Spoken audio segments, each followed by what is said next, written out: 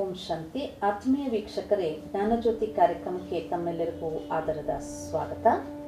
ಇಂದಿನ ಸಂಚಿಕೆಯಲ್ಲಿ ಮತ್ತೆ ಕರ್ಮ ಮತ್ತು ಪ್ರಾರಬ್ಧದ ಇನ್ನಷ್ಟು ಪ್ರಶ್ನೆಗಳೊಂದಿಗೆ ನಮ್ಮ ಸ್ಟುಡಿಯೋದಲ್ಲಿ ಬಂದಿದ್ದಾರೆ ಉಮಕ್ ಅವರು ಮತ್ತು ನಂದಿನಿ ಅವರು. ಅವರಿಗೆ ಸ್ವಾಗತವನ್ನು ಬಯಸ್ತಾ ಬನ್ನಿ ಇನ್ನಷ್ಟು ವಿಚಾರಗಳನ್ನು ನಾವು ತಿಳ್ಕೊಳ್ಳೋಣ. ಅಕ್ಕವ್ರೆ, ಈ ಕರ್ಮದ ಪರಿಣಾಮಗಳನ್ನು ತಪ್ಪಿಸ್ಕೊಳ್ಳೋಕೆ ನಾವು ಆಗೋದಿಲ್ಲ ಅಂತ ಹೇಳಿದ್ರಿ. ಒಂದು ರೀತಿ ನಾವು ತಪ್ಪಿಸ್ಕೋಬೇಕು ಅಂದರೆ ನಮ್ಮ ಹೆಸರನ್ನು ಚೇಂಜ್ ಮಾಡಿಕೊಂಡು, ಇಲ್ಲ ನಾವಿರೋ ಸ್ಥಿತಿಯನ್ನು ಚೇಂಜ್ ಮಾಡಿಕೊಂಡು, ಇಲ್ಲ ಊರು ಬಿಟ್ಟು ಹೋಗಿ, ಅಥವಾ ಯಾವುದಾದ್ರೂ ಪೂಜೆ ಪುರಸ್ಕಾರಗಳನ್ನು ಮಾಡಿ, ಯಾವುದೋ ದೇವಸ್ಥಾನವನ್ನು ಕಟ್ಟಿ, ದಾನ ಧರ್ಮಗಳನ್ನು ಮಾಡಿ, ಈ ಥರವಾದರೂ ನಾವು ಪಾರಾಗ್ಬೋದಾ ಮಾಡಿದ ಕೆಟ್ಟ ಕರ್ಮಗಳಿಂದ ಅನ್ನೋದನ್ನು ತಿಳಿಸ್ಕೊಡ್ತೀರ ಅಕ್ಕವ್ರೆ? ಈಗ ನಿಮ್ಮ ಪ್ರಶ್ನೆ ಭಾಳ ಉದ್ದವಾದ ಪ್ರಶ್ನೆ ಆಗೋಯ್ತು. ಇದರಲ್ಲಿ ನೀವು ನಾವು ಮಾಡಿದಂಥ ಕರ್ಮದ ಪರಿಣಾಮ ನೆಗೆಟಿವ್ ಇದ್ದರೆ ಅದರಿಂದ ಎಸ್ಕೇಪ್ ಆಗಬೇಕು ಅಲ್ವಾ? ಹೌದು. ಬಟ್ ಆ ನೆಗೆಟಿವ್ ಕರ್ಮಕ್ಕೆ ಎಸ್ಕೇಪ್ ಆಗಲಿಕ್ಕೆ ಯಾವ್ಯಾವ ಮಾಧ್ಯಮವನ್ನು ಉಪಯೋಗಿಸ್ತೀವಿ? ನಮ್ಮ ಹೆಸರನ್ನು ಚೇಂಜ್ ಮಾಡ್ಕೋಬೋದು. ನಮ್ಮ ಹೆಸರು ಇವಾಗ ಅವ್ರು ಸಹಾಯ ಮಾಡಿರ್ತಾರೆ ಅಂದಮೇಲೆ ಅವ್ರು ನಮ್ಗೆ ದುಡ್ಡು ಕೊಟ್ಟಿರ್ತಾರೆ, ಅವ್ರು ದುಡ್ಡು ಕೇಳ್ತಾರೆ ಅಂತ ನಾನು ನನ್ನ ಹೆಸರನ್ನೇ ಚೇಂಜ್ ಮಾಡ್ಕೊಂಡ್ಬಿಡ್ಬೋದು. ನಿಮ್ಮ ಹೆಸರು, ಊರು, ಅಡ್ರೆಸ್ ಚೇಂಜ್ ಮಾಡ್ಕೋಬಹುದು. ಇಲ್ಲ ಅಂದ್ರೆ ಊರೇ ಬಿಟ್ಟು ಹೋಗ್ಬಿಡ್ಬೋದು. ಅವ್ರು ಹುಡ್ಕಕ್ಕೆ ಸಾಧ್ಯ ಇಲ್ಲ ಅಂತ ನಾನು ಅನ್ಕೋಬಹುದಲ್ವಾ? ಹಾಗೆ. ಓಕೆ. ಸೊ ಇದು ಒಂದು ನಮ್ಮ ಸುತ್ತಮುತ್ತ ಇರುವಂಥ ಪರಿಸರದ ಪರಿವರ್ತನೆ. ಈಗ ನನ್ನ ಕೈಲಿ ವಾಪಸ್ಸು ಅವರಿಗೆ ಕೊಡ್ಲಿಕ್ಕಾಗಲ್ಲ, ಅದಕ್ಕೋಸ್ಕರ ನಾನು ಆ ಜಾಗನೇ ಖಾಲಿ ಮಾಡ್ತೀನಿ. Very good. ಇವಾಗ ಒಬ್ಬ ವ್ಯಕ್ತಿ ಒಂದು ವ್ಯಕ್ತಿಯಿಂದ ಸಹಾಯ ಮಾಡಿ ತಗೊಂಡಿರ್ತಾನೆ, ಅದನ್ನು ರಿಟರ್ನ್ ಕೊಡೋಕ್ಕಾಗಲ್ಲ. ಅದಕ್ಕೋಸ್ಕರ ಅವನು ಬಂದು ನಂಗೆ ಪದೇ ಪದೇ ಸತಾಯಿಸ್ತಾನಪ್ಪ ಅಂತ ಹೇಳಿ ಅವನು ಬೇರೆ ಕಡೆ ಹೋಗ್ಲಿಕ್ಕಾಗದೇ ಇದ್ದಾಗ ಹೆಸರು ಬದಲಾವಣೆ ಆಗಿಬಿಟ್ರೆ ಅವನು ಮಾಡಿದಂಥ ಕರ್ಮದ ಬದಲಾವಣೆ ಆಗುತ್ತಾ? ಇಲ್ಲ, ಆಗೋದಿಲ್ಲ. ಆಗಲ್ಲ. ಓಕೆನಾ? ಎರಡನೇದು, ಸ್ಥಾನ ಬದಲಾವಣೆ ಮಾಡ್ತೀವಿ. ಓಕೆ. ಸೊ ಬಹಳ ದೊಡ್ಡ ಸ್ಕ್ಯಾಂಡಲ್ಸ್ ಆದರೆ ಒಂದು ದೇಶ ಬಿಟ್ಟು ಇನ್ನೊಂದು ದೇಶಕ್ಕೆ ಪರಾರಿ ಆಗ್ಬಿಡ್ತಾರೆ. ಸೊ ಎಲ್ಲೂ ಅವ್ನು ಸಿಕ್ಕದೇ ಹೋಗ್ಬಿಡ್ಬೇಕು ಅಂತೇಳಿ ಅಲ್ವಾ? ಸೊ ಇದು ಪ್ರೆಸೆಂಟ್ ಎಸ್ಕೇಪಿಸಮ್ ಅಂತ ಹೇಳ್ಬೋದು. ಪ್ರೆಸೆಂಟಲ್ಲಿ ಎಸ್ಕೇಪ್ ಆಗಿರ್ತಾನೆ, ಆಗಿನ ಪೂರ್ಣ ಸಾಧ್ಯ ಆಗುತ್ತೆ. ಯಾವಾಗ? ವರ್ತಮಾನ ಸಮಯದಲ್ಲಿ ಅವನು ಎಸ್ಕೇಪ್ ಆದ. But what is the future? So ಈ ಹಿಂದೆ ನಾವು ಚರ್ಚೆ ಮಾಡಿದಂತೆ ನಾವು ಪ್ರಾರಬ್ಧ ಅಂತ ನೀವು ಇದುವರೆಗೂ ಪ್ರಶ್ನೆ ಕೇಳಿದ್ರೆ ಹಿಂದಿನ ಸಂಚಿಕೆಯಲ್ಲಿ, ಭಾಗ್ಯ ಅಂತ ಹೇಳಿದ್ರೆ ಪ್ರಾರಬ್ಧ ಅಂದ್ರೆ, ಸೊ ಅದನ್ನು ನಾವು ಎಂಜಾಯ್ ಮಾಡ್ತೀವಿ ಅಂದ್ರೆ ಹಿಂದೆ ಮಾಡಿದಂಥ ಸಂಚಿತ ಕರ್ಮದ ಫಲವೇ ಪ್ರಾರಬ್ಧ. ಈವನ್ ಲಾಟ್ರಿ ಹೊಡಿತು ಅಂದ್ರೆ ನಾನು ಉದಾಹರಣೆ ಹೇಳಿದೆ, ಆ ಲಾಟ್ರಿ 1 ಲಕ್ಷ ನನಗೆ ₹1 ಟಿಕೆಟಿಂದ ಸಿಕ್ತು ಅಂದರೆ ಆ 1 ಲಕ್ಷ ಎಲ್ಲಿಂದ ಕಲೆಕ್ಟ್ ಆಯಿತು? ಹಲವಾರು ಜನಗಳಿಂದ ಕಲೆಕ್ಟ್ ಮಾಡಿರ್ತಾನೆ. ಅದು ನನಗೇ ಸಿಗಬೇಕು ಅಂದ್ರೆ ಸಾವಿರಾರು ಜನ ಟಿಕೆಟ್ ತಗೊಂಡಿರ್ತಾರೆ, ನನಗೆ ಸಿಗಬೇಕು. ಯಾಕೆ ಅಂದ್ರೆ ಆ ಯಾರ್ಯಾರಿಂದ ₹1 ₹10 ಕಲೆಕ್ಟ್ ಮಾಡಿರ್ತಾರೋ ಅದೆಲ್ಲ ನನಗೆ ಸೇರ್ಬೇಕಾದಂತ ಹಣನೇ. ಹಾಗಾಗಿ ಪಾಸಿಟಿವ್ ಆಕ್ಷನ್ ಯಾವಾಗ ನನಗೆ ಕಲೆಕ್ಟಿವ್ ಆಗಿ ಸಿಗುತ್ತೆ ಅಂದಾಗ ನೆಗೆಟಿವ್ ಆಕ್ಷನ್ಗೂ ಕಲೆಕ್ಟಿವ್ ಆಗಿ ಪರಿಣಾಮ ಸಿಗುತ್ತೆ. ಈಗ ನಾನು ದೇಶ ಬದಲಾವಣೆ ಮಾಡಿದೆ, ವೇಷ ಬದಲಾವಣೆ ಮಾಡಿದೆ, ಹೆಸರು ಬದಲಾವಣೆ ಮಾಡಿದೆ, ರೂಪನೂ ಬದಲಾವಣೆ ಮಾಡಿದೆ. ಇವಾಗ ಫೇಶಿಯಲ್ ಚೇಂಜ್ ಮಾಡ್ಕೊತಾರಲ್ಲ, ಸೊ ನಾನು ಯಾರು ಅಂತ ಕಾಣಿಸ್ಲೇಬಾರ್ದು ಅಂತ. ಇಲ್ಲಿ ಕರ್ಮ ಮಾಡೋರು ಯಾರು ಅಂತ ತಿಳ್ಕೊಬೇಕು. ಕೈಯಿಂದ ಕರ್ಮ ಮಾಡುತ್ತೀವಿ, ಕರೆಕ್ಟಾ? ಆದರೆ ಕೈಯಿಂದ ಕರ್ಮ ಮಾಡುವಂಥವ್ನು ಯಾರು? ಆತ್ಮ, ಮನುಷ್ಯನ ಶರೀರ. ಇಲ್ಲಿ ಅದಕ್ಕೆ ಬಿಗಿನಿಂಗಿಂದ ನಾನು ಇದನ್ನೇ ಹೇಳ್ತಾ ಬಂದಿದ್ದೀನಿ. ಪಾಪ ಪುಣ್ಯದ ಅರಿವು, ಕರ್ಮದ ಒಂದು ಪರಿಶೀಲನೆ, ಆತ್ಮದ ಜ್ಞಾನ ಇಲ್ಲದೆ ಮನುಷ್ಯ ಯಥಾರ್ಥವಾಗಿ ಮಾಡಲಿಕ್ಕೆ ಸಾಧ್ಯ ಇಲ್ಲ. ಈ ಕೈಗಳು ಕೆಲಸ ಮಾಡ್ಲಿಕ್ಕೆ ಅಷ್ಟೇ ಇರೋದು, ಆದರೆ ಈ ಕೆಲಸ ಮಾಡಿಸುವಂಥವನು ಈ ದೇಹದ ಒಳಗಡೆ ಇರುವಂಥ ಆತ್ಮ ಆಗಿರೋದ್ರಿಂದ ದುಃಖ ಸುಖ, ಖುಷಿ ಮತ್ತು ಬೇಸರ ಅಥವಾ ಸೋಲು ಗೆಲುವು ಅನುಭವ ಮಾಡುವಂಥವನು ಆತ್ಮ.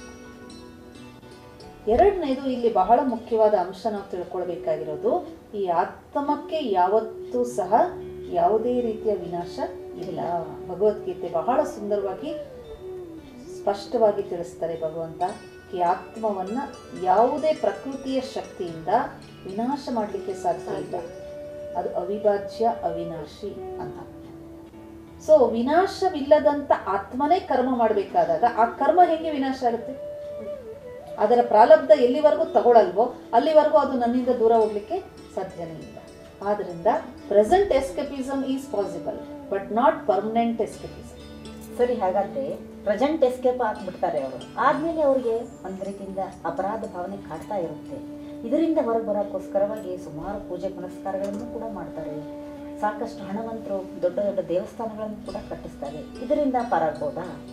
ಸಿ, ನಾನು ನಿನ್ನೆ ಯಾರಿಗೋ ಮೋಸ ಮಾಡಿ ದುಡ್ಡು ತಗೊಂಡಿದ್ದೀನಿ, ಕರೆಕ್ಟಾ? ಅದನ್ನು ನಿನ್ನೆ ನಾನು ಕೊಡ್ಲಿಕ್ಕಾಗಿಲ್ಲ ಅಂತ ಈ ಕಡೆ ಬಂದ್ಬಿಟ್ಟಿದ್ದೀನಿ. ಆದರೆ ಇಲ್ಲಿ ನನಗೆ ಇವತ್ತು ಹಣ ಸಿಕ್ತು ಅಂತ ಇಲ್ಲಿ ನಾನು ಏನೋ ಒಳ್ಳೆ ಕೆಲಸ ಮಾಡಿಸ್ತೀನಿ. ಆದರೆ ಇಲ್ಲಿ ಕೊಡೋರ್ಗಂತೂ ಕೊಡಲೇಬೇಕು ತಾನೆ. ಇಲ್ಲಿ ಕೊಡದೆ ಇಲ್ಲಿ ನಾನು ಯಾವುದೋ ಒಂದು ಕಾರ್ಯ ಮಾಡಿಸಿದೆ, this will be positive account, but this will be negative account. ಈ ನೆಗೆಟಿವ್ ಅಕೌಂಟ್ನ ಅವ್ರು ಕ್ಲಿಯರ್ ಮಾಡಲೇಬೇಕು.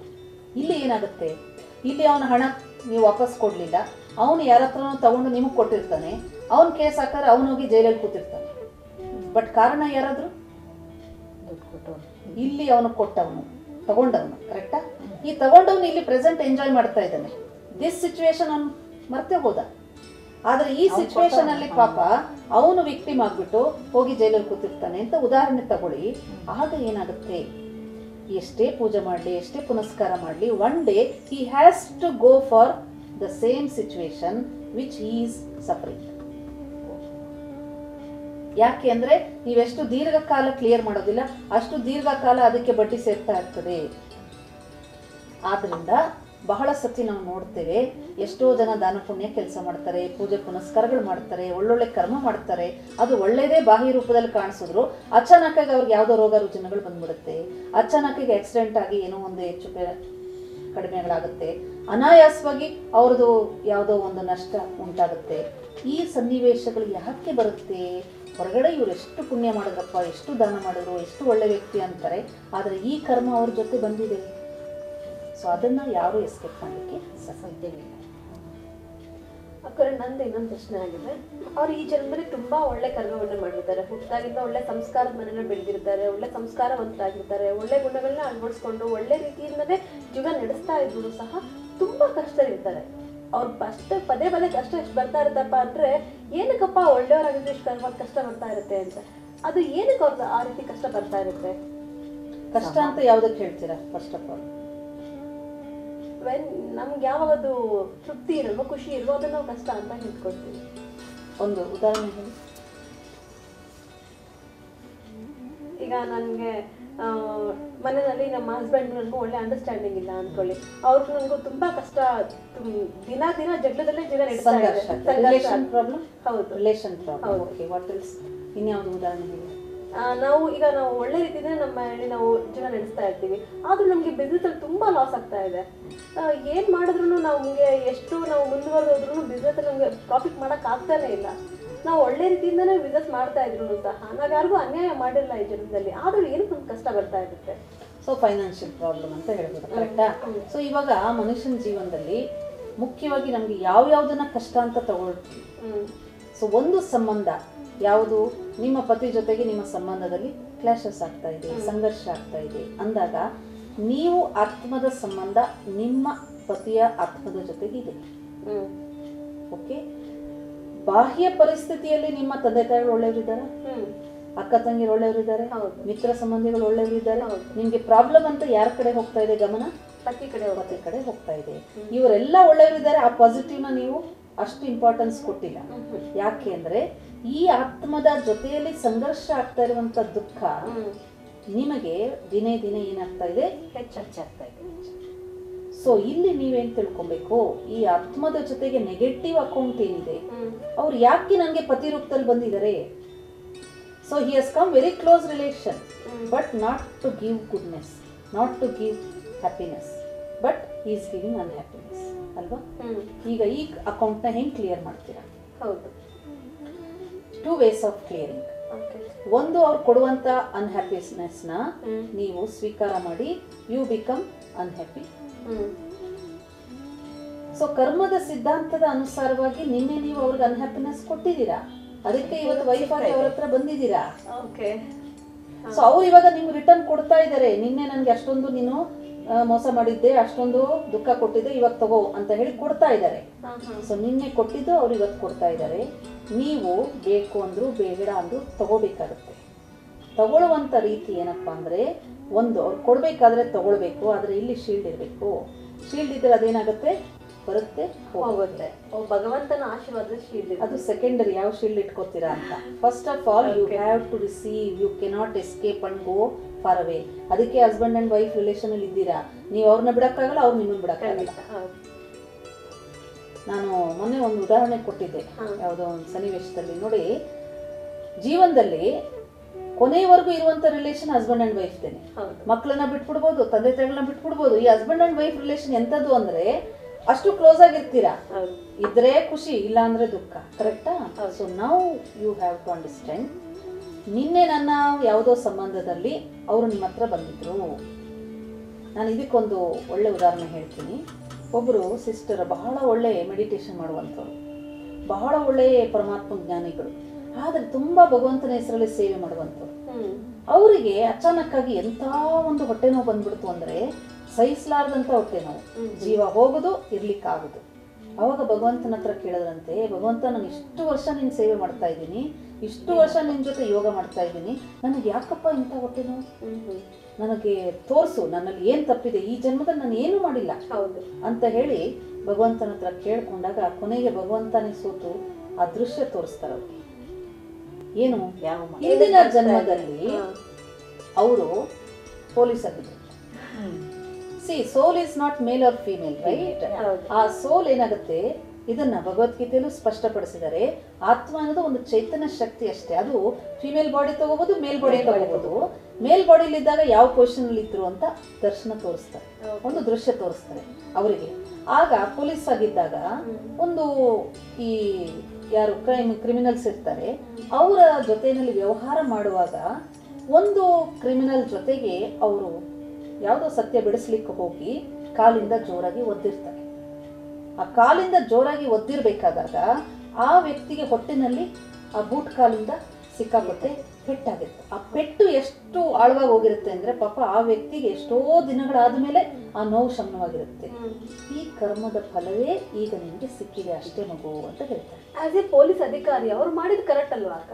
ಒಂದು, ನೀವು ಯಾವುದೇ ವ್ಯಕ್ತಿ ಜೊತೆಗೆ ವ್ಯವಹಾರ ಮಾಡ್ತೀರಾ, there is two ways, positive way of dealing, negative way of dealing. ಅವರು ಸತ್ಯ ಬಿಡಿಸಿಲ್ಲ ಅಂದಾಗ ಪನಿಷ್ಮೆಂಟು ಬೇಕಾದಷ್ಟು ರೀತಿಯಲ್ಲಿ ಕೊಡ್ಬೋದು. ಅದಕ್ಕೆ ಉದಾಹರಣೆ ಹೇಳ್ತೀವಲ್ವ, ಮಕ್ಕಳು ನಿಮ್ಮ ಮಾತು ಕೇಳಿಲ್ಲ ಅಂತಂದ್ರೆ ಅವರು ಬೇಕಾಗಿದ್ದು ಕೊಡಬೇಡಿ.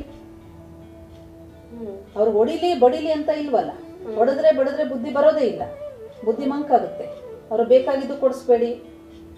ಯಾವ್ದು ರೀತಿಯಲ್ಲಿ punishment, you have to select the punishment also.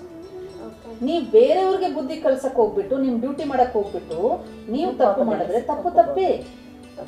ನೀವು ಪ್ರೀತಿಯಿಂದಾದ್ರೂ ಹೊಡಿರಿ, ಕೋಪದಿಂದಾದ್ರೂ ಹೊಡಿರಿ, ಹೊಡೆದಿದ್ದು ತಪ್ಪು.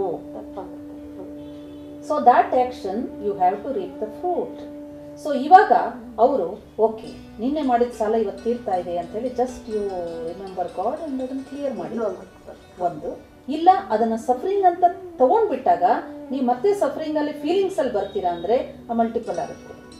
ಅದರಿಂದ ನೀವು ಮುಕ್ತ ಆಗೋದು ಸಾಧ್ಯ ಆಗಲ್ಲ. ಮತ್ತೆ ಆಕ್ಷನ್ ಅಂಡ್ ರಿಯಾಕ್ಷನ್ ತರ ಮಲ್ಟಿಪ್ಲೈ ಆಗುತ್ತೆ. ಅಲ್ಲಿಗೆ ನಾವು ಅನಾರೋಗ್ಯ ಹೊಂದೋದು ಅಥವಾ ಕಾಯಿಲೆ ಬರೋದು ಅಥವಾ ಡಿಸೀಸ್ಗಳನ್ನ ನಾವು ಅನುಭವಿಸ್ತೀವಿ ಅಂದ್ರೆ ಅದು ಒಂದು ಲೆಕ್ಕಾಚಾರ ಕಳ್ಕೊಂಡಂಗೆ. 100%. ಓಕೆ, ನಮ್ಗೆ ತುಂಬಾ ಕ್ಲಾರಿಫೈ ಆಯ್ತು ಇವತ್ತು. 100%. ಯಾಕೆ ಅಂದ್ರೆ ನೋಡಿ, ನೀವು ಯಾವುದೇ ಒಂದು ತಪ್ಪು ಕರ್ಮ ಮಾಡಿಲ್ಲ ಅಂದ್ರೆ ಆತ್ಮಕ್ಕೆ ಈ ದೇಹದಿಂದ ದುಃಖ ಸಿಗ್ಲಿಕ್ಕೆ ಸಾಧ್ಯನೇ ಇಲ್ಲ. ಓಕೆ, ಯಾಕೆ? ಆತ್ಮ ಸುಖ ದುಃಖ ಅನುಭವಿಸೋದೇ ಈ ಶರೀರದ ಮುಖಾಂತರ. ಶರೀರಕ್ಕೆ ದುಃಖ ಆಗ್ತದೆ ಅಂದ್ರೆ ದುಃಖ ಅನುಭವಿಸೋದು ಯಾರು? ಶರೀರ. ಆತ್ಮ ಅನುಭವಿಸುತ್ತೆ, ಶರೀರ ಅಲ್ಲ. ಈಗ ನೋಡಿ, ಆತ್ಮ ಹೊರಟಾಯ್ತು, ಈ ಶರೀರ ಇದೆ ನಿರ್ಜೀವ. ಇದಕ್ಕೆ ನೀವು ಸೂಜಿ ಆದ್ರೂ ಚುಚ್ಚಿ, ಬ್ಲೇಡ್ ಆದ್ರೂ ಹಾಕಿ ಏನು ಗೊತ್ತಾಗೋದಿಲ್ಲ. ಬಟ್ ಸೋಲ್ ಯಾವಾಗ ಈ ಶರೀರದಲ್ಲಿ ಇರುತ್ತೆ, ಆಗ ನೀವು ಒಂದು ಸೂಜಿ ಚುಚ್ಚಿದ್ರು ನಿಮ್ಗೆ ಎಷ್ಟು ದುಃಖ ಆಗ್ತದೆ. ಒಬ್ರು ಒಂದು ಸಣ್ಣ ಮಾತು ನಿಮ್ಗೆ ಇನ್ಸಲ್ಟ್ ಮಾಡ್ಬಿಟ್ರೆ ಎಷ್ಟು ದುಃಖ ಪಡ್ತೀರಾ, ಹತ್ತುಕೊಳ್ತೀರಾ, ಕೂಗಾಡ್ತೀರಾ. ಅದೇ ಒಂದು ಸತ್ತ ಹೆಣದ ಮುಂದೆ ಯಾರು ಏನು ಬೇಕಾದ್ರೂ ಹೇಳಿ, what is the difference? Nothing. ಅದನ್ನೇ ಕ್ಷೇತ್ರಜ್ಞ ಅಂತ ಭಗವದ್ಗೀತೆ ಜ್ಞಾನ ಹೇಳ್ತಾರದು. ಆತ್ಮ ಈ ಶರೀರದ ಮೂಲಕ ಇದು ಒಂದು ಸಾಧನೆ ಭಗವಂತ ಕೊಟ್ಟಿರೋದು. ನೀನು ಒಳ್ಳೆ ಕರ್ಮ ಆದ್ರೂ ಮಾಡು, ಕೆಟ್ಟ ಕರ್ಮ ಆದ್ರೂ ಮಾಡು, ಇಟ್ ಈಸ್ ಯುವರ್ ಫ್ರೀಡಮ್. ಆದ್ರೆ ಆ ಚಾಯ್ಸ್ ಮಾಡೋದಿಕ್ಕೆ ಮನುಷ್ಯ ತನ್ನ ಬುದ್ಧಿಯನ್ನ, ಜ್ಞಾನವನ್ನ ಉಪಯೋಗಿಸ್ಬೇಕು. ಸೊ ನಿನ್ನೆ ಮಾಡಿದ್ದು ನಿಮ್ಮ ಹಸ್ಬೆಂಡ್ ವಾಪಸ್ ಕೊಡ್ತಾ ಇರ್ಬೇಕಾದ್ರೆ ನಿಮಗೆ ಖುಷಿ ಆಗ್ಬೇಕು, ಸಾಲ ತೀರ್ತಾ ಇದೆ. ಬಟ್ ಹೇಗೆ ಯು ಶುಡ್ ನಾಟ್ ರಿಯಾಕ್ಟ್ ಮಾಡಿದ್ರಿ, ಅಕೌಂಟ್ ಮಲ್ಟಿಪಲ್ ಆಗುತ್ತೆ. ಆಕ್ಟ್ ಮಾಡಿದ್ರಿ, ಸೈಲೆಂಟ್ ಆಗಿ ಅದನ್ನ ಕ್ಲಿಯರ್ ಮಾಡಿದ್ರಿ ಪಾಸಿಟಿವ್ ಫೀಲಿಂಗ್ಸ್ ಇಂದ, ಅದು ಕ್ಲಿಯರ್. ಉದಾಹರಣೆಗೆ ಇನ್ನೊಂದು ಸಣ್ಣ ಉದಾಹರಣೆ ಹೇಳ್ತೀನಿ ಕೇಳಿ. ಇವಾಗ ಒಬ್ರು ಕೋಪ ಮಾಡಿದ್ರು, ನೀವೇನು ತಪ್ಪೇ ಮಾಡಿಲ್ಲ, ಸುಮ್ಮನೆ ನಿಮ್ಮ ನೋಡಿದ್ರೆ ಕೋಪ ಮಾಡ್ತಾರೆ. ನಿಮ್ಮನ್ನು ನೋಡಿದ್ರೆ ಅವ್ರಿಗೆ ಆಗೋದಿಲ್ಲ. ನಿಮ್ಗೇನು ಮನ್ಸಿಗೆ ಬರುತ್ತೆ ಅವಾಗ? ಇವ್ರಿಗೇನು ನಾನು ಮಾಡಿದ್ದೀನಿ ಅಂತ, ನಾನು ನೋಡಿದ್ರೆ ಹಿಂಗೆ ಕಿಡಿಕಾರ್ತಾ ಇರ್ತಾರಲ್ಲ, ನಾನು ನೋಡಿದ್ರೆ ಇವ್ರು ಸುಳ್ಸಿಡ ಅಂತ ಇರ್ತಾರಲ್ಲ ಅಂತ ಅಲ್ವಾ? ಸೊ ದಿಸ್ ಈಸ್ ನೆಗೆಟಿವ್ ಕರ್ಮ. ನಾವು ಈಶ್ವರೀಯ ಜ್ಞಾನದ ಮುಖಾಂತರ ಪರಮಾತ್ಮ ನಮ್ಗೆ ಏನು ಹೇಳ್ಕೊಡ್ತಾನೆ, ಒಬ್ಬ ವ್ಯಕ್ತಿ ನಕಾರಾತ್ಮಕವಾಗಿ ನಮ್ಮ ಜೊತೆ ವ್ಯವಹಾರ ಮಾಡಬೇಕಾದಾಗ ಅವ್ರ ಕೋಪ ಯಾತಕ್ಕೆ ಬರ್ತಾ ಇದೆ ಅಂದ್ರೆ, ನಾನು ನಿನ್ನೆ ಅವ್ರ ಜೊತೆ ಆ ರೀತಿ ವ್ಯವಹಾರ ಮಾಡಿದ್ದೆ, ಹಿಂದಿನ ಜನ್ಮದಲ್ಲಿ ವ್ಯವಹಾರ ಮಾಡಿದ್ದೆ. Now what I have to give to them? Positive energy. ಏನದು ಪಾಸಿಟಿವ್? ನಾನು ಅವ್ರು ಮಾಡೋಂತಹ ನಕಾರಾತ್ಮಕ ಭಾವನೆಯನ್ನ ನಾನು ಸಕಾರಾತ್ಮಕವಾಗಿ ತಗೋಬೇಕು. ನನ್ನ ಕರ್ಮಾಚಾರ ತಗೊಳಕ್ ಆಗಲ್ಲ, ಯಾಕಂದ್ರೆ ಅವ್ರು ಕೋಪ ಮಾಡ್ತಾ ಇದಾರೆ. ಕೋಪ ತಗೊಳ್ತೀರಾ? ಇನ್ಸಲ್ಟ್ ಮಾಡ್ತಾ ಇದಾರೆ, ಇನ್ಸಲ್ಟ್ ತಗೊಳ್ತೀರಾ? ಅಂದ್ರೆ ನೆನ್ನೆ ನಾನು ಮಾಡಿದ್ದೆ ಇವತ್ತು ಅವ್ರು ಮಾಡ್ತಾ ಇದ್ದಾರೆ ಅಂತ ನಾನು ಏನ್ ಮಾಡ್ಬೇಕು, ಅದನ್ನೇ ನನ್ನ ಲೆಕ್ಕಾಚಾರ ತೀರ್ತಾ ಇದೆ ಅಂತ ಒಂದು. In return what you will give? ಏನ್ ಕೊಡ್ತೀರಾ? ಶುಭ ಸಂಕಲ್ಪ. First you love that soul. Okay. ಆ ಆತ್ಮವನ್ನ ಪ್ರೀತಿ ಮಾಡಿ. ಹಾಗಂತೇಳಿ ಆ ಲವ್ ಯು ಅಂತ ಹೋಗಲ್ಲ, ಹೇಳ್ಬಿಡ್ಬೇಡಿ. ಅವ್ರು ಸ್ವೀಕಾರ ಮಾಡಲ್ಲ, ಅವ್ರು ಸ್ವೀಕಾರ ಮಾಡಲ್ಲ. ಪರಮಾತ್ಮನ ಸಬ್ಜೆಕ್ಟೇ ಇಲ್ಲ, ನೀವು ತಾನೇ ಅವ್ರ ಜೊತೆಗೆ ವ್ಯವಹಾರ ಮಾಡಿರೋದು. ಅಲ್ಲ, ಪರಮಾತ್ಮ ಈ ಆತ್ಮವನ್ನ ರಕ್ಷಣೆ ಇಲ್ಲ, ಆಗಲ್ಲ, ಆಗಲ್ಲ. ನೀವು ಮೊದಲು ಅವ್ರನ್ನ ಕ್ಷಮೆ ಕೇಳಬೇಕು. ನೀವು ಮೊದಲು ಅವ್ರಿಗೆ ಪ್ರೀತಿಯ ವೈಬ್ರೇಷನ್ ಕೊಡಬೇಕು. ನೀವು ಮೊದಲು ಅವ್ರಿಗೆ ಪೀಸ್ಫುಲ್ ವೈಬ್ರೇಷನ್ ಕೊಡಬೇಕು. ನೀವು ಪರಮಾತ್ಮನಿಂದ ಶಕ್ತಿ ತಗೊಳ್ಳಿ, ಪರವಾಗಿಲ್ಲ. ಆದ್ರೆ ನೀವು ಕರ್ಮ ಮಾಡಿದ ಯಾರ ಜೊತೆ? ಆ ಆತ್ಮದ ಜೊತೆ. ಸೊ ನಾವು ನಿಮ್ಗೆ ಎಷ್ಟು ನೆಗೆಟಿವ್ ಇರ್ತದೋ ಅಷ್ಟು ಬಾರಿ ಅವ್ರು ಕೋಪ ಮಾಡ್ತಿರ್ತಾರೆ, ಚಿಡ್ಚಿಡ ಅಂತಿರ್ತಾರೆ, ಅಷ್ಟು ಬಾರಿ ನೀವು ಅವ್ರಿಗೆ ಪ್ರೀತಿಯ ವೈಬ್ರೇಷನ್ ಕೊಡಬೇಕು. ಆದರೆ ಅಷ್ಟು ನಿಮ್ಮಲ್ಲಿ ಶಕ್ತಿ ಇರಬೇಕು. ಆರ್ಟಿಫಿಷಿಯಲ್ ಆಗಿ ಆಗೋದಿಲ್ಲ. ನಾನು ಸುಮ್ಮನೆ ಪ್ರೀತಿ ಮಾಡ್ತೀನಿ ಅಂತ ಸಂಕಲ್ಪ ಮಾಡಿದ್ರೆ ಆಗೋದಿಲ್ಲ. ಅದು ರಿಯಲ್ ಆಗಿ ಬರಬೇಕು, ಹಾನೆಸ್ಟ್ ಆಗಿ ಬರಬೇಕು. ಅದಕ್ಕೆ ಅವ್ರ ಬಗ್ಗೆ ಯಾವ ಆಟಿಟ್ಯೂಡ್ ಇರಬೇಕು? ನಾನು ಆತ್ಮ, ಅವರು ನನ್ನ ಸೋದರ ಅಂತ, ನಾವಿಬ್ಬರು ಪರಮಾತ್ಮನ ಮಕ್ಕಳು. ಈ ಆಟಿಟ್ಯೂಡ್ ಭಾಳ ಮುಖ್ಯ. ಈ ಪ್ರೆಸೆಂಟ್ ಟೈಮಲ್ಲಿ ನನ್ನ ನೆಗೆಟಿವ್ ಕಾರ್ಮಿಕ್ ಅಕೌಂಟ್ಸಿಂದ ಅವ್ರು ಆ ಥರ ಆ್ಯಕ್ಟ್ ಮಾಡ್ತಾ ಇದ್ದಾರೆ. ಅದನ್ನು ನಾನು ಕ್ಲಿಯರ್ ಮಾಡಬೇಕು ಅಂದರೆ ನನ್ನಿಂದ ಪಾಸಿಟಿವ್ ವೈಬ್ರೇಷನ್ ಹೋಗ್ಬೇಕು. ಇದು ಪ್ರಯೋಗ ಮಾಡಿ, ಮನೆಯಲ್ಲಿ ಪ್ರಯೋಗ ಮಾಡಿ, ಆ್ಯಕ್ಟ್ ಆಗುತ್ತೆ ಇದು. ಅಂದ್ರೆ ಅವ್ರ ನೆಗೆಟಿವ್ಗಿಂತ ನಮ್ಮ ಪಾಸಿಟಿವ್ ಸಂಕಲ್ಪದ ಜಾಸ್ತಿ ಇರಬೇಕು. ಅದಕ್ಕೆ ನಿಮ್ಮಲ್ಲಿ ಮೊದಲು ಆ ಒಂದು ಶಾಂತಿ, ಪ್ರೀತಿಯ ಶಕ್ತಿನ ತುಂಬ್ಕೋಬೇಕು. ನಾವೇ ಪಾಪರಾಗಿರ್ಬೇಕಾದ್ರೆ ನಮ್ಗೆ ನಾವೇನು ಕೊಡ್ತೀವಿ ಅವ್ರಿಗೆ? ಅವ್ರು ಒಂದ್ಸತಿ ಕೋಪ ಮಾಡೋ ಅಷ್ಟೊತ್ತಿಗೆ ನೀವು ಹತ್ಕೊಂಡು ಕೂತ್ಕೊಳ್ತೀರಾ. ಒಂದ್ಸತಿ ಕೋಪ ಮಾಡಿ ಸಿಡ್ಕೋ ಅಷ್ಟು, ಒಂದ್ಸತಿ ಇನ್ಸಲ್ಟ್ ಮಾಡೋ ಅಷ್ಟೊತ್ತಿಗೆ ನೀವು ಹತ್ಕೊಂಡು ಕೂತ್ಕೊಳ್ತೀರಾ. That means you receiving what you are receiving? Negative receiving. So ಒಳಗಡೆ ಏನಿದೆ ಈಗ? ನೆಗೆಟಿವ್ ಇದೆ. ದೆನ್ ಹೊರಗಡೆ ಏನ್ ಬರುತ್ತೆ? ನೆಗೆಟಿವ್ ಅಷ್ಟೇ ಬರುತ್ತೆ. ಒಳಗಡೆ ಏನಿರುತ್ತೆ ಬರುತ್ತೆ. ನೀವು ಒಳಗಡೆ ಯಾವಾಗ ನೆಗೆಟಿವ್ ಫೀಲಿಂಗ್ಸ್ ಅಲ್ಲಿ ಇರ್ತೀರಾ, ಹೊರಗಡೆ ನೀವು ಪಾಸಿಟಿವ್ ಕೊಡ್ಲಿಕ್ಕೆ ಸಾಧ್ಯನೇ ಇಲ್ಲ. ಸೊ ಇದರಿಂದ ಪರಮಾತ್ಮ ನಮಗೆ ಇಲ್ಲಿ ಹೇಳ್ಕೊಡ್ತಾನೆ, ಎಲ್ಲರ ಬಗ್ಗೆ ಶುಭ ಸಂಕಲ್ಪ ಮಾಡಿ. ವಿಶೇಷವಾಗಿ ನಿಮ್ಮ ಸಂಬಂಧದಲ್ಲಿ ಯಾರು ಬರ್ತಾರಲ್ಲ ನಿಕಟವಾಗಿ, ಗುಡ್ ಆರ್ ಬ್ಯಾಡ್, ಅವರ ಬಗ್ಗೆ ಮೊದಲು ಶುಭ ಸಂಕಲ್ಪ ಮಾಡಿ. ನಾವು ಎಷ್ಟು ಸತಿ ಮಾಡೋದು? ನಾವು ಒಂದು ಸತಿ ಹೇಳಿದ್ವಿ ಪ್ರೀತಿಯಾಗಿ, ಹಂಗೂ ಕೇಳಿಲ್ಲ. 2 ಸತಿ ಹೇಳಿದ್ವಿ, 10 ಸತಿ ಹೇಳಿದ್ವಿ, ಅವ್ರು ನಮ್ಮ ಹತ್ರ ಮಾತಾಡೋದೇ ಇಲ್ಲ, ನಮಗೆ ರೆಸ್ಪಾನ್ಸೇ ಕೊಡಲ್ಲ. ಬೇಡ, ನೀವು ರೆಸ್ಪಾನ್ಸ್ ಕೊಡ್ತಾ ಹೋಗಿ. ಆಗ ನೋಡಿ ಆಟೋಮೆಟಿಕ್ ಆಗಿ ಏನಾಗುತ್ತೆ, ನಿಮ್ಮ ವೈಬ್ರೇಷನ್ ಅವರಿಗೆ ರಿಸೀವ್ ಆಗುತ್ತೆ. ಈ ಒಂದು ಪ್ರಕ್ರಿಯೆಯಲ್ಲಿ ಅವ್ರು ಕಂಪ್ಲೀಟ್ ಆಗಿ ನಿಮಗೆ ಲವ್ಫುಲ್ ಆಗಿಬಿಡ್ತಾರೆ ಅಂತ ನಾನು ಹೇಳಲ್ಲ, ಅದು ನಿಮ್ಮ ಶಕ್ತಿ ಮೇಲಾಗುತ್ತೆ. ಆದರೆ ನೀವು ಕಾನ್ಸ್ಟೆಂಟ್ ಆಗಿ ಇದನ್ನ ಮಾಡ್ತಾ ಹೋದಂತೆ ಅವರ ಒಂದು ಕೋಪ ನಿಮ್ಮನ್ನು ನೋಡಿದ ತಕ್ಷಣ ಅವ್ರಿಗೇನು ಒಂದು ಶತ್ರುತ್ವದ ಭಾವನೆನೋ, ಕಿಡಿಕಿಡಿ ಆಗುವಂಥ ಭಾವನೆನೋ ಬರುತ್ತೆ, ಅದು ಶಮನ. ಬಹುಶಃ ಅವ್ರು ಮತ್ತೆ ನಿಮಗೆ ಕ್ಲೋಸ್ ಆಗಿ ಫ್ರೆಂಡ್ ಆಗದೇ ಇರ್ಬೋದು, ಆದರೆ ನಿಮ್ಗೆ ತೊಂದರೆ ಕೊಡೋದಾಗ್ಲಿ, ಕಿಡಿಕಿಡಿ ಆಗೋದಾಗ್ಲಿ, ಒಂದು ನೆಗೆಟಿವ್ ಫೀಲಿಂಗ್ಸ್ ಆಗಲಿ, ಅದು ಅಷ್ಟು ಖಂಡಿತ ಆಗುತ್ತೆ.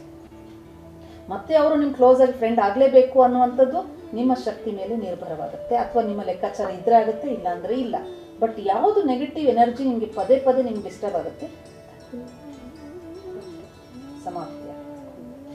ಅಕ್ಕವ್ರೆ, ಹಾಗಾದರೆ ಸಾಮಾನ್ಯವಾಗಿ ನೋಡ್ತಾ ನಾವು ಅಬ್ಸರ್ವ್ ಮಾಡೋದೇನೆಂದರೆ, ಕೆಟ್ಟ ಕರ್ಮವನ್ನು ಮಾಡ್ತಾ ಇರೋರೇ ಸುಖ ಸಂತೋಷದಿಂದ ಇರ್ತಾರೆ. ಬಹಿರಂಗವಾಗಿ ಸಂತೋಷವನ್ನು ಅವರಲ್ಲಿ ಕಾಣ್ಬೋದು. ನಾವು ಆಂತರಿಕವಾಗಿ ಅವ್ರೇನೋ ಫೀಲ್ ಮಾಡ್ತಾ ಇರ್ಬೋದು, ಆದರೆ ನಮಗನ್ಸುತ್ತೆ ಯಾರು ಕೆಟ್ಟ ಕೆಲಸ ಮಾಡ್ತಾ ಇರ್ತಾರೆ ಅವರೇ ಸಂತೋಷವಾಗಿದ್ದಾರೆ. ಯಾರು ತುಂಬ ಅನಿಷ್ಟ ಆಗಿದ್ದಾರೆ, ತುಂಬ ಆದರ್ಶಗಳನ್ನು ತಮ್ಮ ಜೀವನದಲ್ಲಿ ಅಪ್ಲೈ ಮಾಡ್ಕೊಂಡಿದ್ದಾರೆ, ಅವರೆಲ್ಲ ತುಂಬ ನೋವನ್ನು ಅನುಭವಿಸ್ತಾ ಇದ್ದಾರೆ ಅನ್ನೋದೇ ಆಗಿಬಿಟ್ಟಿದೆ ಇವಾಗ ಸಾಮಾನ್ಯವಾಗಿ. ಇದರ ಅರ್ಥವನ್ನು ಸ್ವಲ್ಪ ವಿಶ್ಲೇಷಿಸುತ್ತೀರಾ? ಇನ್ನೊಂದ್ಸತಿ ಕ್ಲಿಯರ್ ಆಗಿ ಹೇಳಿ, ನೀವು ಎಕ್ಸ್ಪ್ರೆಷನ್ ಸರಿಯಾಗಿ ಬರಲಿ. ವಿಶ್ಲೇಷಿಸುತ್ತೀರಾ ಅನ್ನೋದು ಕ್ಲಿಯರಾಗಿ ಬರಲ್ಲ, ಇದ್ರ ಬಗ್ಗೆ ತಿಳಿಸ್ತೀರಾ ಅಂತ ಹೇಳಿ ಸಾಕು. ಅಕ್ಕವ್ರೆ, ನಾವು ಬಹಿರಂಗವಾಗಿ ನೋಡೋದಾದರೆ ಕೆಟ್ಟ ಕರ್ಮ ಮಾಡಿದವರೇ ಯಾವಾಗಲೂ ಖುಷಿಯಿಂದ ಇರ್ತಾರೆ.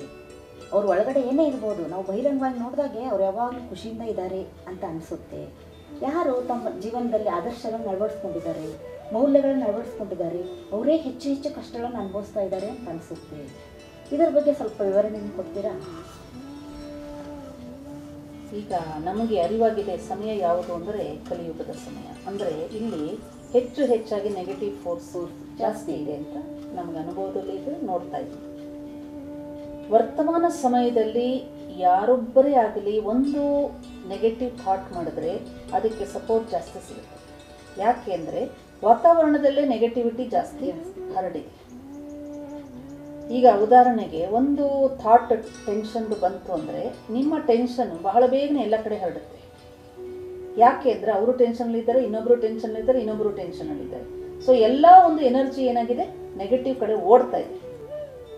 ಅದಕ್ಕೆ ನಾನು ಈ ಮೊದಲೇ ತಿಳಿಸ್ದೆ, ನಮ್ಮ ಥಾಟ್ ಅನ್ನುವಂಥದ್ದು ಒಂದು ಎನರ್ಜಿ. ಸೊ ಎನರ್ಜಿ ಯಾವುದು ನೆಗೆಟಿವ್ ಮಾಡ್ತೀವಿ, ನೆಗೆಟಿವ್ ಫೋರ್ಸು ನೆಗೆಟಿವ್ ಕಡೆ ಎಳ್ಕೊಂಡು ಹೋಗುತ್ತೆ. ಅಂತಹ ಸನ್ನಿವೇಶಗಳಲ್ಲಿ ನಾವು ಪಾಸಿಟಿವ್ ಸಂಕಲ್ಪ ಮಾಡ್ತೀವಿ. ಅಂದರೆ ಉದಾಹರಣೆಗೆ ಒಬ್ಬ ವ್ಯಕ್ತಿ ಸುಳ್ಳು ಹೇಳ್ತಾನೆ ಅಂದರೆ ಅವನಿಗೆ ಬೇಗನೆ ಎಲ್ಲ ಸಿಗುತ್ತೆ, ಪ್ರಮೋಷನ್ ಸಿಗುತ್ತೆ, ಜವಾಬ್ದಾರಿ ಸಿಗುತ್ತೆ, ಒಳ್ಳೆ ಜಾಬ್ ಸಿಗುತ್ತೆ. ಓಕೆ, ಇದೆಲ್ಲ ಮಾಡಿದ್ಮೇಲೂ ಸಹ ಅಲ್ಟಿಮೇಟ್ಲಿ ಈಸಿ ಹ್ಯಾಪಿ ಅಂದರೆ ಡೆಫಿನೆಟ್ಲಿ ಹ್ಯಾಪಿ. ಎಲ್ಲಿವರೆಗೆ ಹ್ಯಾಪಿ ಇರ್ತಾನೆ ಅಂದರೆ ಆ ಸುಳ್ಳು ಮುಚ್ಚಿಡೋ ತನಕ ಹ್ಯಾಪಿ. ಆದರೆ ಯಾವತ್ತು ಸತ್ಯ ಎನ್ನುವಂಥದ್ದು ಬಹಿರಂಗವಾಗುತ್ತೆ ಅವತ್ತು 100 ದಿನ ಅನುಭವ ಮಾಡಿದಂಥ ಖುಷಿ ಎಲ್ಲ ಒಂದು ದಿವಸದಲ್ಲಿ. So whether you want that kind of happiness or long time ನೀವು ಆನೆಸ್ಟ್ ಆಗಿದ್ದು ಒನ್ ಡೇ ನಿಮ್ಮ ಒಂದು ಆನೆಸ್ಟಿಗೆ ಫ್ರೂಟ್ ಸಿಗುತ್ತೆ. ಬಟ್ ಈ ಲಾಂಗ್ ಟೈಮ್ ನೀವು ಸಫರ್ ಮಾಡಿದ್ರಿ, ಲಾಂಗ್ ಟೈಮ್ ಟಾಲರೇಟ್ ಮಾಡಿದ್ರಿ, long time you wait for a good results. ಆ ವೇಟಿಂಗ್ ಟೈಮ್ ಏನಿದೆಯಲ್ಲ that may be longer time, but one day ಅದಕ್ಕೆ ಫ್ರೂಟ್ ಸಿಕ್ಕಿದಾಗ what is your quality of happiness? See, that is called quality of happiness. ಈ quality of happiness ಬೇಕೋ ಅಥವಾ ಇಂಥ quality of happiness ಬೇಕೋ, you have to decide. ಉದಾಹರಣೆಗೆ ನನಗೆ tension ಆಯಿತು, ಸೊ ಇಮಿಡಿಯೇಟಾಗಿ ಹೋಗಿ ನಾನು ಏನೋ ಡ್ರಿಂಕ್ಸ್ ತೊಗೊಂಡೆ, ಲಿಕ್ಕರ್ ಕುಡಿದೆ, ನಾನು ಟೆಂಪ್ರರಿ ರಿಲೀಫ್ ಆಗಿಬಿಟ್ಟೆ, fine. So I get addicted. ಇನ್ನೊಂದು ಕಡೆ ಟೆನ್ಷನ್ ಆಯಿತು, ಜ್ಞಾನದಿಂದ ಸಮಸ್ಯೆಯನ್ನು ಅರ್ಥ ಮಾಡಿಕೊಂಡೆ, ಸಮಾಧಾನ ಮಾಡಿಕೊಂಡೆ, ನನ್ನ ಕರ್ಮದಲ್ಲಿ ಪರಿವರ್ತನೆ ತರಲಿಕ್ಕೆ ಪ್ರಯತ್ನ ಮಾಡಿದೆ. ಸೊ ದಿಸ್ ಲೀಡ್ ಸ್ಲೋಲಿ ಟೆನ್ಷನೇ ಇಲ್ಲದಂಥ ಜೀವನ ನಡೆಸಲಿಕ್ಕೆ ನನಗೆ ಶಕ್ತಿ ಬಂತು. ಟೆಂಪರರಿ ಇನ್ಸ್ಟಂಟ್ ರಿಲೀಫ್ ಏನು ತೊಗೊಂಡೆ, ಹೋಗ್ಬಿಟ್ಟು ಡ್ರಿಂಕ್ಸ್ ತೊಗೊಂಡೆ, ಕೆಟ್ಟ ಸಂಘದಲ್ಲಿ ಯಾವುದೋ ಒಂದು ಫಿಲಮ್ಗೋ ಎಲ್ಲೋ ಕ್ಲಬ್ಗೋ ಎಲ್ಲೋ ಕೂತ್ಕೊಂಡು ಎಂಜಾಯ್ ಮಾಡಿ ಬಂದೆ, ಈ ಟೆನ್ಷನ್ ನಾನು ಮರ್ತೋದೆ.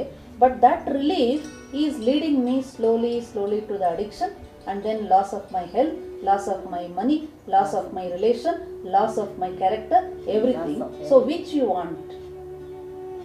ಅದನ್ನು ನಾವು ಡಿಸೈಡ್ ಮಾಡಬೇಕು. ಆದ್ದರಿಂದ ಇದು ಸತ್ಯ ಅಲ್ಲ. ಸುಳ್ಳು ಹೇಳೋರು ಬಹಳ ಖುಷಿಯಾಗಿರ್ತಾರೆ, ಕೆಟ್ಟ ಕರ್ಮ ಮಾಡೋರು ಖುಷಿಯಾಗಿರ್ತಾರೆ ಅಂದರೆ ದಟ್ ಈಸ್ ಇನ್ಸ್ಟಂಟ್ ಖುಷಿನೇ. ಯಾಕೆ ಕಲಿಯುಗದ ಒಂದು ಸಮಯದ ಒಂದು ಮಹತ್ವ. ಬಟ್ ಆದರೆ ಪರಮಾತ್ಮ ನಮ್ಗೆ ಏನು ಹೇಳ್ತಾನೆ, ಮಕ್ಕಳೇ ನೀವು ಸ್ವಧರ್ಮದ ಗುಣಗಳಿಂದ ಸ್ಥಿತವಾಗಿರಿ, ನಿಮ್ಮ ವಿಜಯ ಸದಾ ಇರ್ತದೆ. ಫಲ ನಿರೀಕ್ಷೆಯ ಸಮಯ ಸ್ವಲ್ಪ ಜಾಸ್ತಿ ಆದರೂ ಫಲ ಸುಖಮಯವಾಗಿರುತ್ತೆ. ಅದಕ್ಕಾಗಿ ನಮ್ಮಲ್ಲಿ ಆತ್ಮದ ಶ್ರೇಷ್ಠ ಗುಣಗಳನ್ನು ನಿರಂತರವಾಗಿ ನಮ್ಮಲ್ಲಿ ವಿಕಾಸ ಮಾಡಿಕೊಂಡಿರುವಂಥದ್ದೇ ನಮ್ಮ ಒಂದು ಉದ್ದೇಶ ಆಗಿರುತ್ತೆ. ಕೇಳಿದ್ರಲ್ಲ ಆತ್ಮೀಯರೇ, ಇದುವರೆಗೂ ಕರ್ಮ ಮತ್ತು ಪ್ರಾರಬ್ಧದ ಸುಂದರವಾದ ಪ್ರಶ್ನೆಗಳೊಡನೆ ಸುಂದರವಾದ ಚರ್ಚೆಯನ್ನು ಮಾಡಿದೆವು. ಇದರಿಂದ ಅನೇಕ ಪ್ರಶ್ನೆಗಳಿಗೆ ನಿಮಗೆ ಉತ್ತರ ಸಿಕ್ಕಿರ್ಬೋದು ಅಂತ ನನಗನ್ನಿಸುತ್ತೆ. ಇನ್ನಷ್ಟು ಸುಂದರವಾದ ವಿಷಯಗಳೊಂದಿಗೆ ಮತ್ತೆ ನಾವು ಮುಂದಿನ ಸಂಚಿಕೆಯಲ್ಲಿ ಭೇಟಿ ಮಾಡೋಣ. ಅಲ್ಲಿಯವರೆಗೂ ತಮ್ಮೆಲ್ಲರಿಗೂ ಧನ್ಯವಾದಗಳು.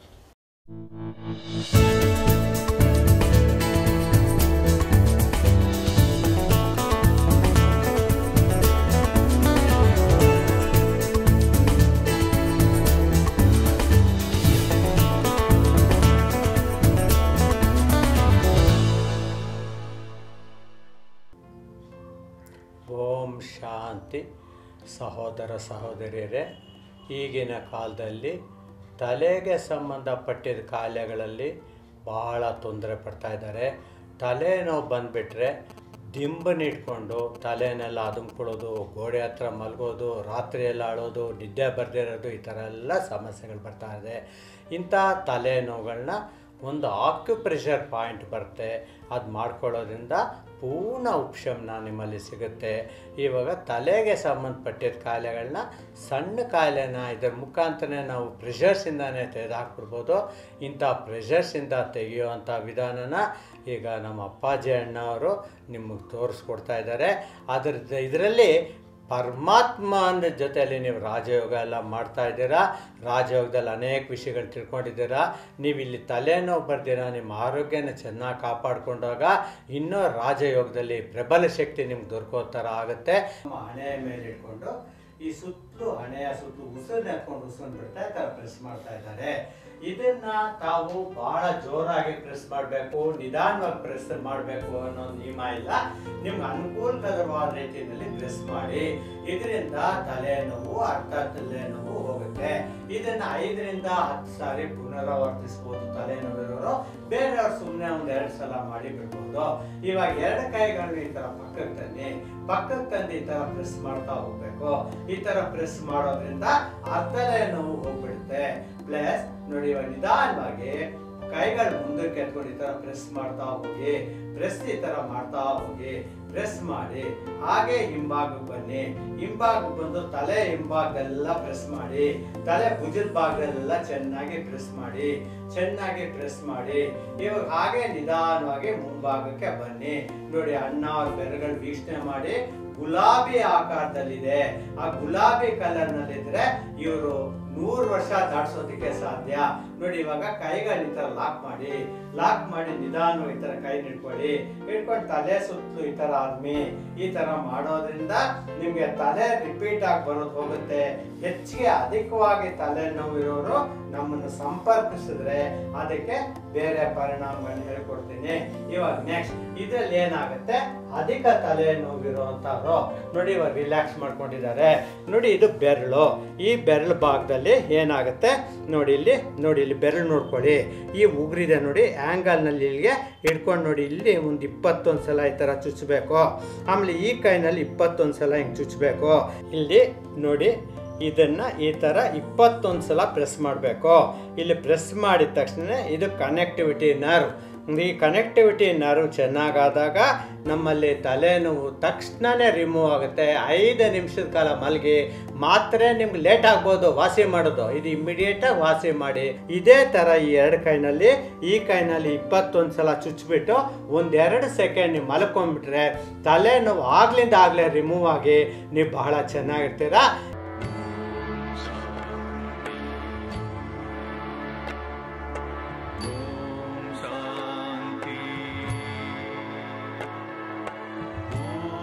Shanti.